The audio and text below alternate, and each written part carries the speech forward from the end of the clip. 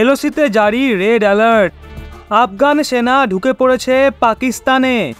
ভাববেন না যে ওই 200-100 মিটার ভেতরে ঢুকেছে। আফগান সেনা পুরো 40 কিলোমিটার ভেতরে ঢুকে পড়েছে পাকিস্তানি টেরিটরির। পুরো হিন্দুকুশ পাকিস্তানি সেনার হাত থেকে বেরিয়ে গেছে। এই ম্যাপ দেখুন, হিন্দুকুশ, চিত্রাল ঘাটি, কৈলাস ঘাটি এবং এর পাশেই রয়েছে পেশাওয়ার, এবং পেশাওয়ারের খুব নিকটে রয়েছে তোরখাম বর্ডার। চারিদিক দিয়ে ঘেরাও হয়ে গেছে পাকিস্তান। এত বড় সৈন্য কার্যকলাপ আজ পর্যন্ত পাকিস্তানের মধ্যে হয়নি। বলতে পারেন আরো একটা বিভাজন দিকে এগোচ্ছে পাকিস্তান। বন্ধুরা, তোরখাম বর্ডার ভীষণ ইম্পর্টেন্ট একটা বর্ডার। ভেবে নিন পাকিস্তান এবং আফগানিস্তানের মাঝে একটা গুরুত্বপূর্ণ লিঙ্ক, যার মাধ্যমে বাণিজ্য হতো। অনবরত এই বাণিজ্যের লিঙ্কে হামলা হয়, কখনো আফগানিস্তানের তরফ থেকে, কখনো আবার পাকিস্তানের তরফ থেকে। এর জন্য বিরক্ত হয়ে ওখানে যে আফগানি ফোর্স ছিল তারা ফায়ারিং শুরু করে দেয়। আজ্ঞে হ্যাঁ, এখানে তারা তাদের পুরনো বেসে সেনা পাঠানো শুরু করে দেয়, যা দেখে পাকিস্তানের রেঞ্জাররা হতভম্ব হয়ে যায়। তারা ভাবছিল আমরা তো ঠিক করেছিলাম তোরখাম বর্ডারের কাছে কোনো মিলিটারি বসাবো না, তাহলে ওখানে আবার মিলিটারাইজেশন কেন করছেন? এটাই তাদের বলার ছিল আফগান সেনাদের। কিন্তু আফগান রেঞ্জাররা কোনো কথা শোনে না, ফায়ারিং শুরু করে দেয়, এবং সেটা এখনো অবধি চলছে। ওই বর্ডারের খুব নিকটে রয়েছে পাকিস্তানের একটা গুরুত্বপূর্ণ শহর পেশাওয়ার। পেশাওয়ারে এখন আত্মঘাতী হামলা শুরু হয়ে গেছে। যেভাবে শরীরে বোম বেঁধে সোজা সেনার দিকে দৌড়ায় এবং সবাইকে নিয়ে ব্লাস্ট করে। এই আগের দিনেরই কথা, বিশাল একটা হামলা হয়, একটা আত্মঘাতী হামলা হয় সেনার ডেরায়, যার জন্য পাকিস্তানের 2 জন সেনা মারা যায় এবং 1 ডজনের বেশি সেনা আহত হয়। এখানে যে অফিসিয়াল তালেবান গভর্নমেন্টের ফোর্স রয়েছে তারা তোরখাম বর্ডার থেকে ফায়ারিং করছে, আর অন্যদিকে মুজাহিদ্দিন অ্যাটাক শুরু হয়ে গেছে পেশাওয়ার পর্যন্ত। যদি এবার হিন্দুকুশের কথা বলা হয় তো হিন্দুকুশ, কৈলাস ঘাটি, চিত্রাল ঘাটি এর ভেতরে প্রায় হাজার টিটিপি। এটা শুনে কনফিউজ হবেন না, টিটিপি একটা আলাদা সংগঠন যাদের মূল উদ্দেশ্য পাকিস্তানের ভেতরে যে ইসলামিক গভর্নমেন্ট রয়েছে তারা ইসলামকেই ফলো করে না। টিটিপি চায় কমপ্লিট ইসলামিক গভর্নমেন্ট শরিয়া আইনের দরুন পাকিস্তানে স্থাপিত হোক। এর জন্যই সরকারকে ফেলতে চায় টিটিপি। আর পাকিস্তানের সরকার এবং আইএসআই বলছে টিটিপি কে সমর্থন করছে আফগান তালেবান, মানে আফগানিস্তানের অফিসিয়াল সরকার, তারা এদের সমর্থন করছে। এই টিটিপির জঙ্গিরা নাকি পাকিস্তানে ঢোকে, হামলা করে এবং ঢুকে পড়ে আবার আফগান টেরিটরিতে। তাই পাকিস্তানের সেনা তাদের আর পাল্টা জবাব দিতে পারে না। সবচেয়ে বড় কথা, যে সবচেয়ে বড় অ্যালিগেশন পাকিস্তানি ফোর্সের তরফ থেকে লাগানো হচ্ছে সেটা হলো এই টিটিপি জঙ্গিদের বা বলতে পারেন রিভলিউশনারিজদের রেডিও দিয়ে সিগন্যাল পাস করা হচ্ছে অফিসিয়াল আফগান তালেবান ফোর্সের তরফ থেকে। তাদের কমান্ডোরা ডিরেক্ট রেডিও সিগন্যালের সঙ্গে জুড়ে রয়েছে টিটিপির সঙ্গে, তাদের নেতাদের সঙ্গে। টিটিপি অনবরত হামলা করেই চলেছে। হিন্দুকুশ, কৈলাস ঘাটি, চিত্রাল ঘাটি মোটামুটি পুরো দখল করে নিয়েছে। যেখানে ঘাটি ছিল, পোস্ট ছিল পাকিস্তানি সেনাদের, তাদের সেই সমস্ত ঘাটিগুলো পুরো দখল করে নিয়েছে এই তেহরিকি তালেবান পাকিস্তান। মারাত্মক খারাপ পরিস্থিতির মধ্যে দিয়ে যাচ্ছে পাকিস্তান। কারণ বন্ধুরা,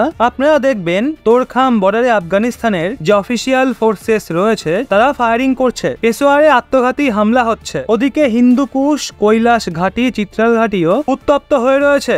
যদি পূর্ব ফ্রন্টের কথা বলা হয় তো পূর্ব ফ্রন্টে রয়েছে গিলগিট বালতিস্তান, পিওকের ওই এলাকা যেখানকার মানুষরা অনবরত আওয়াজ তুলছে ভারতের সঙ্গে যুক্ত হওয়ার জন্য।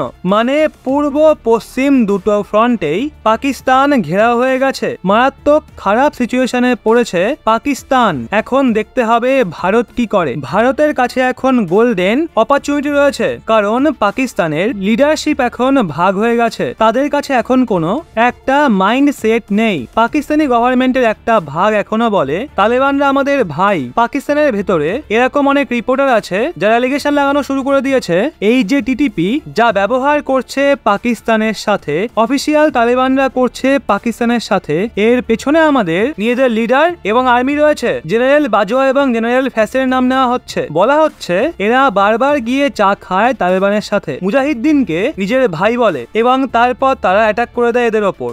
আজ্ঞে হ্যাঁ, ওই সময় চলে গেছে যখন আফগানিস্তানিরা পাকিস্তানে আসলে পাকিস্তানিরা এক পাকিস্তানি রুপি দিলে আফগানিস্তানিরা 100 আফগানি রুপি দিত, কিন্তু এখন সিচুয়েশন কি দাঁড়িয়েছে?